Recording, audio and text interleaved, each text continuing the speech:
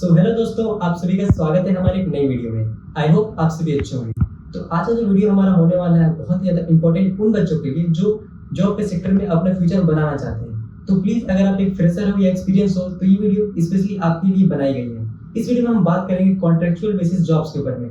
आखिरकार contractual basis jobs हैं क्या, इन्हें क्यों करना चाहिए और अगर करना भी चाहिए तो कब और कहाँ से। इस वीडियो में सारे टॉपिक्स को हम क्लियर करेंगे, तो प्लीज़ इस वीडियो को एंड तक जरूर देखिएगा। वीडियो ज़्यादा लंबा नहीं होने वाला है। तो पहले समझ लेते हैं कि आखिरकार कॉन्ट्रैक्ट बेसिस जॉब है क्या। क्या ये परमानेंट है या फिर ये परमानेंट से अलग है? नहीं, ये किसी भी तरह का परमानेंट जॉब नहीं है। कोई भी कॉन्ट्रैक्चुअल बेसिस जॉब एक पीरियड ऑफ टाइम के लिए ही होता है। जैसे वो 1 साल की बात किया जाए, 2 साल की बात किया जाए या 5 साल की बात किया जाए, वो एक नोटिस पीरियड एक टाइम के लिए होता है। वो किसी भी तरह का परमानेंट रोल नहीं प्ले कर सकते हैं। अगर आप किसी भी कंपनी को ज्वाइन करते हो और वहाँ पे किसी भी तरह का कॉन्ट्रैक्ट आपसे साइन कराया जा रहा है कि आप 3 साल के लिए हमारे एम्प्लॉय है, 5 साल के लिए एम्प्लॉय हो, इसका मतलब सिर्फ यही है कि सिर्फ 5 साल तक ही आप उसके एम्प्लॉय हो। 6ठा साल या 7वां साल वो टाइम पीरियड खत्म होने के बाद आपको उस जॉब से निकाल दिया जाएगा।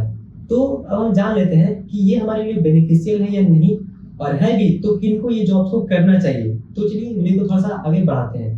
तो चलिए हम जान लेते हैं कि आखिरकार ये कॉन्ट्रैक्ट बेसिस जॉब्स निकलते क्यों, कंपनी को इससे क्या बेनिफिट होता है। मान लीजिए किसी भी कंपनी को कहीं पे टेंडर मिला हुआ है 3 साल के लिए, 5 साल के लिए, कहीं पे कोई स्टील प्लांट बनाना है, कोई भी फर्नेस बनाना है या डैम बनाना है या रोड बनाना है। वो एक पीरियड ऑफ टाइम के लिए होता है, एक लिमिटेड टाइम के लिए होता है कि आपको 3-5 साल में खत्म करना है। अब कंपनी के पास ऑलरेडी कुछ एम्प्लॉइज काम कर रहे हैं, बट उस एम्प्लॉइज में वो काम को कंप्लीट नहीं कर पाएंगे उतने कम टाइम में। तो वो कंपनी क्या करते हैं ना, कुछ नए बच्चों को हायर करते हैं। क्यों? क्योंकि अब उनको एम्प्लॉय ज्यादा चाहिए, काम उनके पास ज्यादा है। बट उनके पास काम कब तक है? जब तक वो टेंडर का डेट उनके पास है। अब वो 3 साल के लिए उनको एम्प्लॉय चाहिए, तो वो जिंदगी भर के लिए नए एम्प्लॉयज क्यों रखेंगे। अब नए एम्प्लॉयज को लाएंगे, उनको पीएफ देना पड़ेगा, सैलरी ज्यादा देना पड़ेगा, इंक्रीमेंट देना पड़ेगा, एकोमोडेशन देना पड़ेगा और भी काफी सारी चीजें, इंश्योरेंस वगैरह देना पड़ेगा। इन सब चीजों से बचने के लिए ना कोई भी कंपनी कॉन्ट्रैक्चुअल बेसिस जॉब्स को निकाल देती है।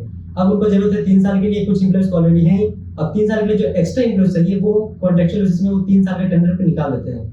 अब यही चीज होता है मेन कॉन्ट्रैक्ट बेसिस का फंडा। अब हम जानते हैं कि आपको ये 3 साल के जो टेंडर पे जो वैकेंसीज निकलती है, आपको इसमें अप्लाई करना चाहिए या नहीं, और करना भी चाहिए तो क्यों।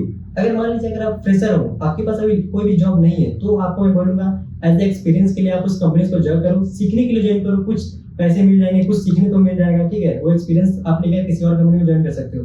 लेकिन आप ऑलरेडी किसी परमानेंट रोल में काम कर रहे हो, किसी बड़ी कंपनी में काम कर रहे हो जहाँ पे आप पेरोल में हो, जहाँ पे आपको जॉब गारंटीड है कि रिटायरमेंट तक वहाँ पे आप काम कर सकते हो, तो उन जॉब्स को छोड़ के कॉन्ट्रैक्चुअल बेसिस को जॉब करना बहुत ही बेकार है। आप अपने करियर को खत्म कर सकते हो इसके बाद। अगर आप एक फ्रेशर हो, आपके पास कोई भी जॉब अवेलेबल नहीं है, आपको काम चाहिए, तो आप 3 साल के लिए, 5 साल के लिए, जब तक वो टेंडर है आप वहाँ पे काम करो। लेकिन किसी भी परमानेंट रोल को छोड़ के ज्यादा पैसों के लिए कॉन्ट्रैक्चुअल बेसिस जॉब्स में नहीं जाओ। ये मैं आपको इस वीडियो में बताना चाहता था, क्योंकि काफी बच्चे ये गलती करते हैं और फंस जाते हैं।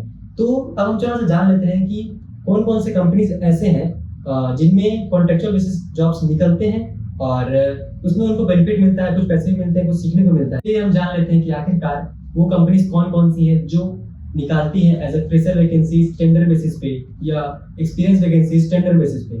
2-3 कंपनी का नाम बता देता हूँ ताकि ये वीडियो ज्यादा लंबा ना हो। सबसे पहले गवर्नमेंट सेक्टर में रेलवेज का कुछ सालों पहले टेंडर बेसिस पे जॉब आया था, काफी बच्चों ने उसमें अप्लाई किया। लेकिन ये रेलवेज, मान लीजिए आप किसी भी परमानेंट रोल में काम कर रहे हो, ठीक है, वो प्राइवेट ही है, सैलरी का भी परमानेंट रोल है। अब उस जॉब को छोड़ के आप रेलवेज में जाओगे, लेकिन वो टेंडर बेसिस पे रहेगा, तो आपकी करियर को डाउन कर देगा। क्यों? अगर परमानेंट जॉब होता तो आप जाओगे ना रेलवेज में। रेलवे की कुछ पहले वैकेंसी आई थी ऐसा, जो एक्सपीरियंस बेसिस पे थी, फ्रेशर बेसिस पे थी, लेकिन टेंडर पे थी, 3 साल का बॉन्ड पे थी। 3 साल के बाद आपको निकाल दिया जाएगा। सेम फंडा आता है एल&टी कंपनी का, लार्सन टुब्रो, उसमें भी बहुत सारी वैकेंसी ऐसी आती है जो 3 साल या 5 साल के लिए ही होती है, उसके बाद आपको वहां से निकाल दिया जाएगा। तो मेरा ये वीडियो बनाने का मकसद बस यही था कि आप लोग को इन सब चीजों के बारे में पता होना चाहिए, तब ताकि आप अवेयर रहो और वो गलतियां ना करो जो बाकी के बच्चे करते हैं। तो आई होप आपको वीडियो पसंद आएगा। अगर इस वीडियो से रिलेटेड थोड़ा सा भी क्वेश्चंस या डाउट्स हैं तो प्लीज कमेंट सेक्शन में अपनी राय दें, हम वहाँ पे आपको पर्सनली रिप्लाई करेंगे और उन पे भी किसी न किसी तरह से वीडियो बनाने की कोशिश करेंगे और आप तक पहुंचाने की कोशिश करेंगे। तब तक मिलते हैं किसी नए वीडियो में किसी नए टॉपिक के साथ। जय हिंद, जय भारत।